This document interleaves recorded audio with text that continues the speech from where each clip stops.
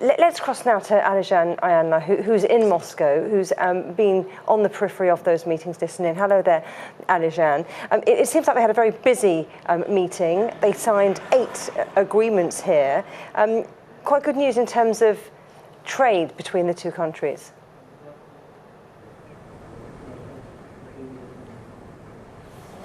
Indeed it was. And it was quite a busy series of meetings, like you said, partly because Syria was on the top of the agenda, but also because it was a high-level cooperation meeting between the two countries. That means you have high-level representatives as well as ministers coming in and signing a range. I think the number was 8 agreements that was signed right before the joint press conference. And I think the most important agreement that was signed between the two sides was the lifting of the ban that Turkish businessmen could now enter tenders inside of Russia. And this is all part of this visa regulations or visa restrictions that Russia had imposed on Turkey for the last 15 months after the downing of that Russian jet over Turkish airspace. So this is just another step in the rapprochement between the two countries.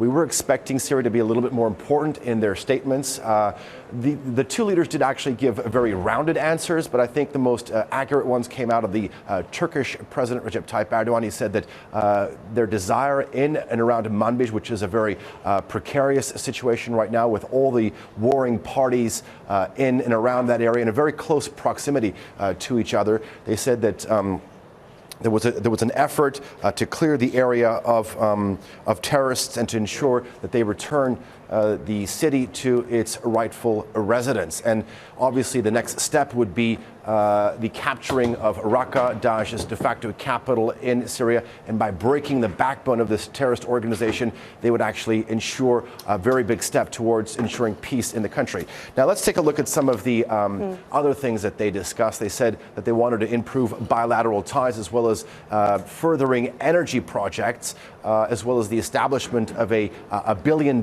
joint investment fund. Full steam ahead when it comes to energy projects. You have the Turkish Stream gas line project, which is to deliver natural gas underneath the Black Sea to Turkey and then further on into Europe.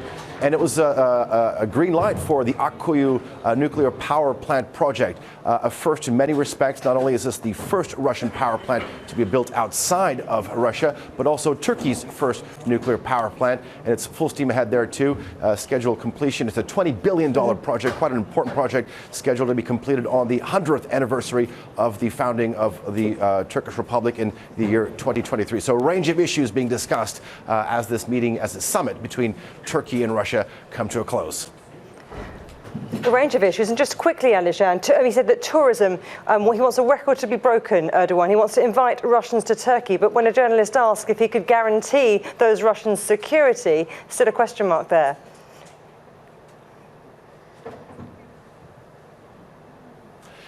Indeed, there was. Actually, I found that question quite odd in a way because it really didn't fit into all this.